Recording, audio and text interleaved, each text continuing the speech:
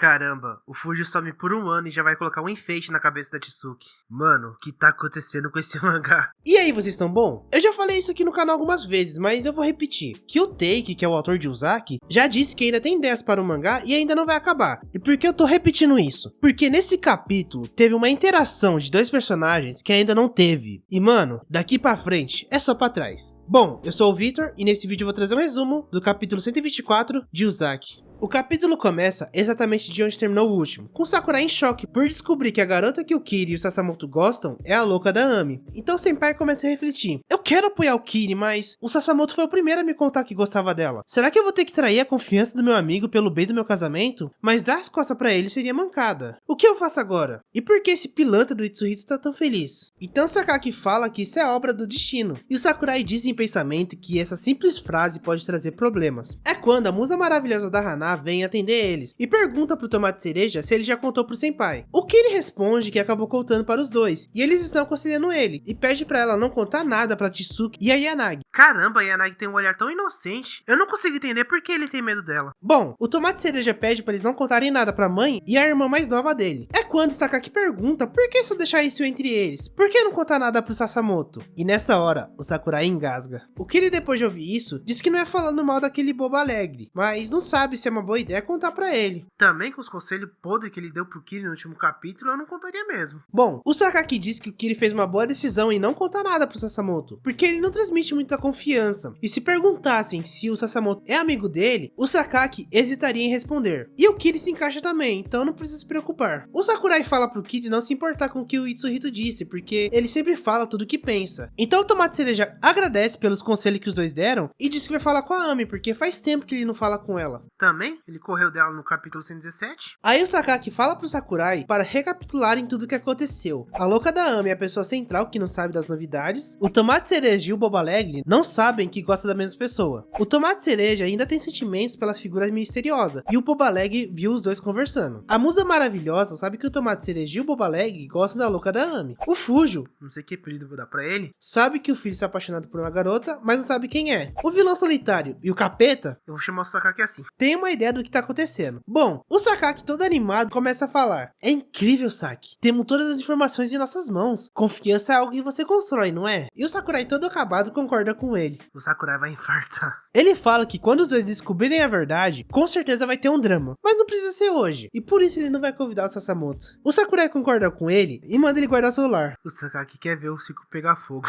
Bom, enquanto o Tomate Cereja está conversando com a louca da Ami, o Sakaki diz que vai deixar isso amadurecer, e quanto mais tempo esperar, mais saboroso vai ficar. E o melhor disso tudo é que eles não estão envolvidos. Enquanto isso, o Sakurai tá desesperado por saber de tudo isso e ter que guardar segredo. É que o Senpai ainda não superou o lance do Natal. O Sakaki fala pra ele se acalmar, porque o Sasamoto é só um figurante que não tem chance, então é só pra ele apoiar o Kiri. E o Sakurai fala pra ele não dizer isso. Então o Sakaki propõe um acordo. Ele apoia o Sasamoto e o Senpai apoia o Kiri, assim fica justo pra cada. O Sakurai fala que não se importa com o que acontece com o Sasamoto e não tem a obrigação de ajudar ele. E o Sakaki, querendo botar mais lenha na fogueira, pergunta se ele não gosta do Sasamoto. Então não vai ter nenhum problema e por isso não precisa se preocupar. O Senpai pede pra ele parar de tentar convencer ele e que é só o Sakaki que quer se divertir ali. É quando o Fujo chega e a Hana cumprimenta ele. O Fujo diz que ficou sabendo que o Sakurai e a Hana trabalham junto e como ele finalmente teve um dia de folga, foi ali pra dizer um oi. E o chefe fica impressionado pelo Fujo ser pai da Hana e do Kiri. Lembrando que o Fujo só foi na cafeteria quando o Sakurai estava trabalhando, então ele não sabia que o Sakurai e a Hana trabalhavam juntos. Bom, o Tomate Cereja fica em choque e a Hana pergunta se ele ainda não contou pro pai deles que a garota que ele gosta trabalha ali. O Sakurai pergunta por que ele foi ali, e o Fujo responde que falaram que tava todo mundo ali e por isso ele foi ali tomar um café. O Senpai fica confuso e olha a carinha de quem chamou ele. Então o Fujo agradece pelo chefe cuidar da Hana, e o chefe agradece por eles se darem bem com a filha dele. E bom, daqui pra frente é só pra trás, porque agora teremos uma interação que ainda não teve. Então o Fujo se apresenta pra louca da Ami e diz que é o pai do Kiri e da Hana, e na hora ela entra em choque. E como estamos falando da Ami, é claro que teria o momento da Ami sendo a Ami, ainda mais com a interação desses dois personagens. Então a louca da Ami analisa ele e percebe que o Fujo tem um físico perfeito. Daí ela se apresenta e pede pra ele mostrar o tanquinho dele. E como a Tsuki disse no episódio filler da segunda temporada, o Fujo fica todo animado quando falam dos músculos dele. Bom, o Fujo tira a camiseta e mostra o shape. Aí a Hana diz que o pai dela é de Kansai, então ele se deixa levar por qualquer coisa. E a louca da Ami tá quase explodindo. O Sakurai e o Sakaki percebem que é o mesmo olhar que de quando ela viu o tanquinho deles, só que mais intenso. E o capítulo termina com a louca da Ami com um baita olhar apaixonado e com Kiri em choque ao ver a verdadeira face dela. Mano, o Kiri ganhou mais um concorrente, e é o próprio pai.